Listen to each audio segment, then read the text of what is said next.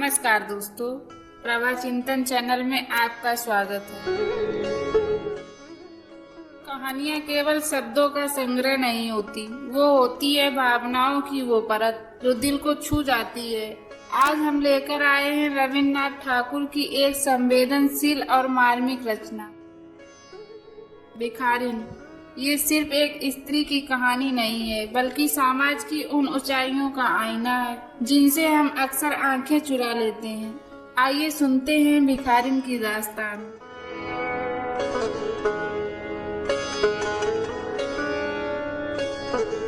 अंधी प्रतिदिन मंदिर के दरवाजे पर जाकर खड़ी होती। दर्शन करने वाले बाहर निकलते तो वह अपना हाथ फैला देती और नम्रता से कहती, बाबूजी, अंधी पर दया हो जाए। वह जानती थी कि मंदिर में आने वाले सहृदय और श्रद्धालु हुआ करते हैं। उसका यह अनुमान असत्य न था। आने वाले 2-4 पैसे उसके हाथ पर रख ही देते। अंधी उनको दुआएं देती और उनके सहृदय को सराहती। स्त्रियां भी उसके पल्ले में थोड़ा बहुत अनाज डाल जाया करती थी। प्रातः से संध्या तक वह इसी प्रकार हाथ फैलाए खड़ी रहती। उसके पश्चात मन ही मन भगवान को प्रणाम करती और अपनी लाठी के सहारे झोपड़ी का पथ ग्रहण करती। उसकी झोपड़ी नगर से बाहर थी। रास्ते में भी याचना करती जाती, किंतु राहगीरों में अधिक संख्या श्वेत वस्त्र वालों की होती, जो पैसे देने की अपेक्षा झिड़कियां दिया करते हैं। तब भी अंधी निराश ना होती और उसकी याचनाएं बराबर जारी रहती। झोपड़ी तक पहुँचते पहुँचते उसे 2-4 पैसे और मिल जाते। झोपड़ी के समीप पहुँचते ही एक 10 वर्ष का लड़का उछलता कूदता आता और उससे चिपट जाता। अंधी टटोल कर उसके मस्तक को चूमती।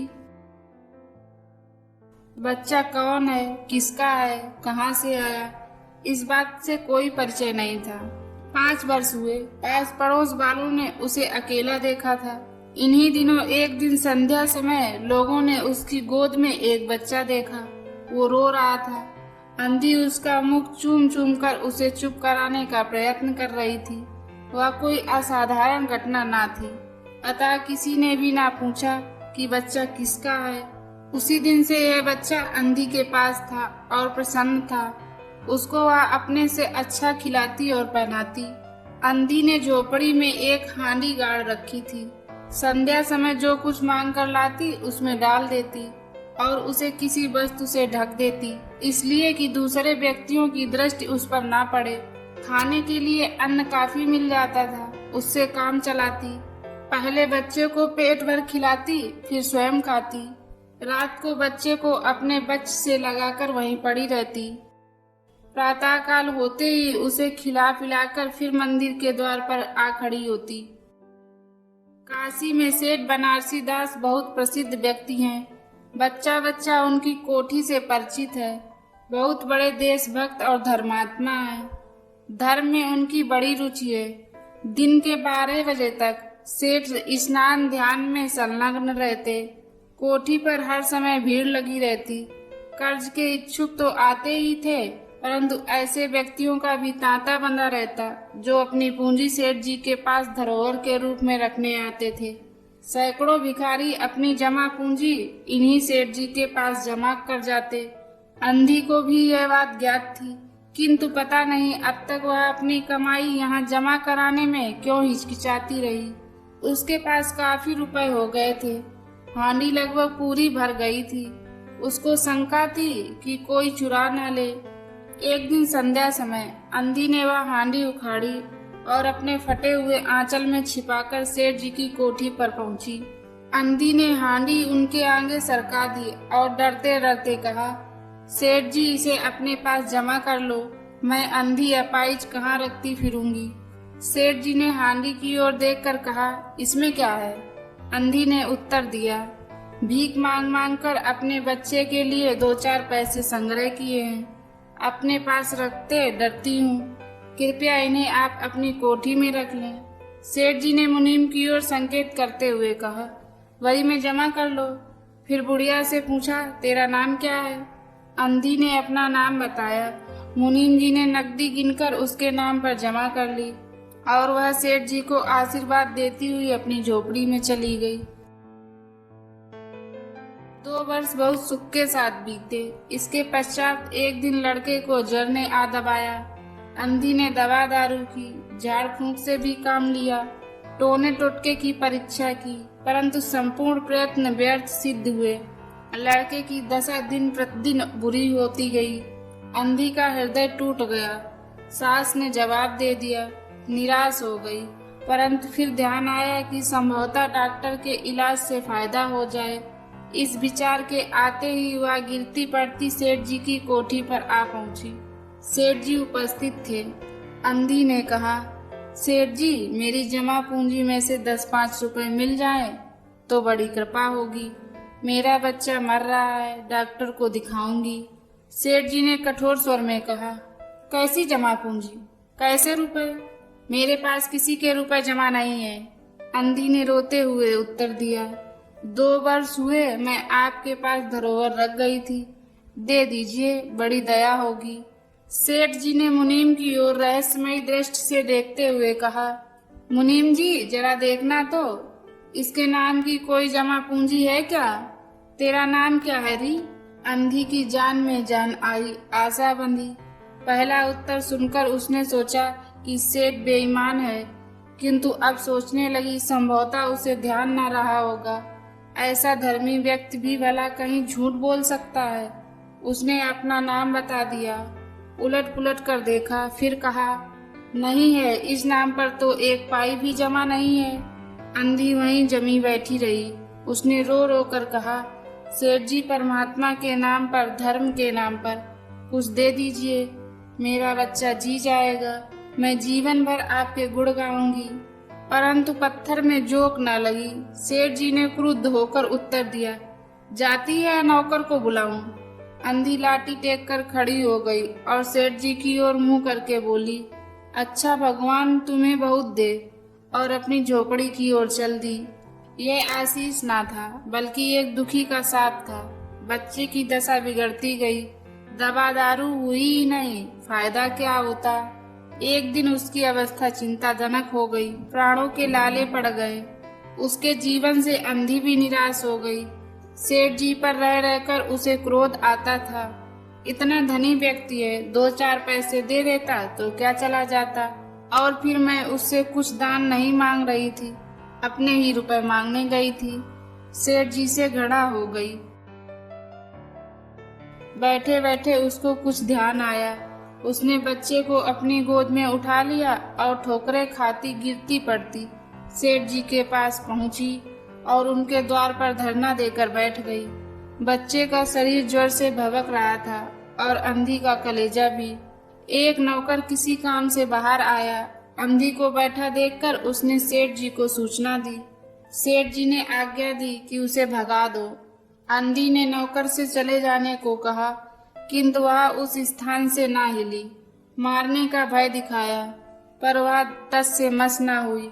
उसने फिर अंदर जाकर कहा कि वह नहीं टलती। सेठ जी स्वयं बाहर पधारे, देखते ही पहचान गए। बच्चे को देखकर उन्हें बहुत आश्चर्य हुआ कि उसकी शक्ल सूरत उनके मोहन से बहुत मिलती जुलती है। 7 वर्ष हुए तब उनका मोहन किसी मेले में खो गया था। उसकी बहुत खोज की, पर उसका कोई पता ना मिला। उन्हें स्मरण हो गया कि मोहन की जांघ पर एक लाल रंग का चिन्ह था। इस विचार के आते ही उन्होंने अंधी की गोद के बच्चे की जांघ देखी। चिन्ह अवश्य था, परंतु पहले से कुछ बड़ा। उनको विश्वास हो गया कि यह बच्चा उनका ही है, परंतु उसको छीनकर अपने कलेजे से चिपटा लिया। शरीर ज्वर से तप रहा था। नौकर को डॉक्टर लाने के लिए भेजा और स्वयं मकान के अंदर चल दिए। अंधी खड़ी हो गई और चिल्लाने लगी, मेरे बच्चे को ना ले जाओ, मेरे पैसे तो हजम कर गए, अब क्या मेरा बच्चा भी मुझसे छीनोगे? सेठ जी बहुत चिंतित हुए और कहा, बच्चा मेरा है, यही एक बच्चा है, 7 वर्ष पूर्व कहीं खो गया था, अब मिला है, सो इसे कहीं नहीं जाने दूंगा और लाख यत्न करके भी इसके प्राण बचाऊंगा। अंधी ने एक जोर का ठहाका लगाया, तुम्हारा बच्चा है, इसलिए लाख यत्न भी करके उसे बचाओगे? मेरा बच्चा होता तो उसे मर जाने देते, क्यों? यह भी कोई न्याय है? इतने दिनों तक खून पसीना एक करके उसे पाला है, मैं उसको अपने हाथ से नहीं जाने दूंगी। सेठ जी की अजीब दशा थी, कुछ करते धरते बन नहीं पड़ता था। कुछ देर मौन खड़े रहे, फिर मकान के अंदर चले गए। अंधी कुछ समय तक खड़ी रोती रही, फिर वह भी अपनी झोपड़ी की ओर चल दी। दूसरे दिन प्रातः काल प्रभु की कृपा हुई या दवा ने जादू का सा प्रभाव दिखाया। मोहन का ज्वर उतर गया। होश आने पर उसने आंख खोली तो सर्वप्रथम शब्द उसकी जबान से निकला, माँ। चहुओर अपरिचित शक्लें देखकर उसने अपने नेत्र फिर बंद कर लिए। उस समय से उसका ज्वर फिर अधिक होना आरंभ हो गया। माँ माँ की रट लगी हुई थी। डॉक्टरों ने जवाब दे दिया। सेठ जी के हाथ पांव फूल गए। चहुओर अंधेरा दिखाई पड़ने लगा। क्या करूं, एक ही बच्चा है, इतने दिनों बाद मिला भी तो मृत्यु उसको अपने चंगुल में दबा रही है। इसे कैसे बचाऊं? सहसा उनको अंधी का ध्यान आया। पत्नी को बाहर भेजा कि देखो कहीं वह अब तक द्वार पर ना बैठी हो, परंतु वह वहाँ कहाँ। सेठ जी ने फिटन तैयार कराई और बस्ती से बाहर उसकी झोपड़ी पर पहुँचे। झोपड़ी बिना द्वार के थी। अंदर गए, देखा अंधी फटे पुराने टाट पर पड़ी हुई है और उसके नेत्रों से अश्रुधार बह रही है। सेठ जी ने धीरे से उसको हिलाया। उसका शरीर भी अग्नि की भांति तप रहा था। सेठ जी ने कहा, बुढ़िया, तेरा बच्चा मर रहा है। डॉक्टर निराश हो गए। रह रह कर वह तुझे पुकारता है। अब तू ही उसके प्राण बचा सकती है। चल और मेरे। नहीं नहीं, अपने बच्चे की जान बचा लो। अंधी ने उत्तर दिया, मरता है तो मरने दो, मैं भी मर रही हूँ। हम दोनों स्वर्ग लोक में फिर माँ बेटे की तरह मिल जाएंगे। इस लोक में सुख नहीं है, वहाँ मेरा बच्चा सुख में रहेगा। मैं वहाँ उसकी सुचारू रूप से सेवा सुरक्षा करूँगी। सेठ जी रो दिए। आज तक उन्होंने किसी के सामने सिर न झुकाया था, किंतु इस समय अंधी के पांवों पर गिर पड़े और रो रो कर कहा, ममता की लाज रख लो, आखिर तुम ही उसकी माँ हो। चलो, तुम्हारे जाने से वह बच जाएगा। ममता शब्द ने अंधी को विकल कर दिया। उसने तुरंत कहा, अच्छा चलो। सेठ जी सहारा देकर उसे बाहर ले आए और फिटन पर बिठा दिया। फिटन घर की ओर दौड़ने लगी। उस समय सेठ जी और अंधी भिखारिन दोनों की एक ही दशा थी। दोनों की यही इच्छा थी कि शीघ्र से शीघ्र अपने बच्चे के पास पहुंच जाएं।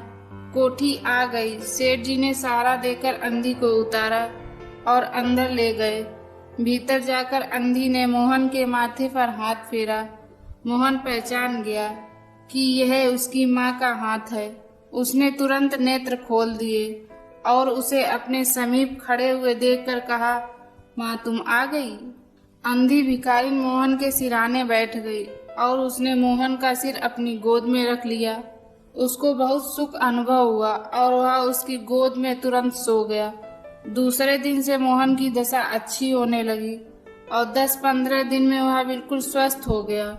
जो काम हकीमों के जो सांधे, वैद्यों की पुड़िया और डॉक्टरों के मिक्सचर ना कर सके, वह अंधी की स्नेहमयी सेवा ने पूरा कर दिया।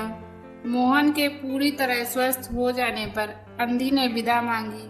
सेठ जी ने बहुत कुछ कहा सुना कि वह उन्हीं के पास रह जाए, परंतु वह सहमत ना हुई। विवश होकर विदा करना पड़ा। जब वह चलने लगी तो सेठ जी ने रुपयों की थैली उसके हाथ में दे दी।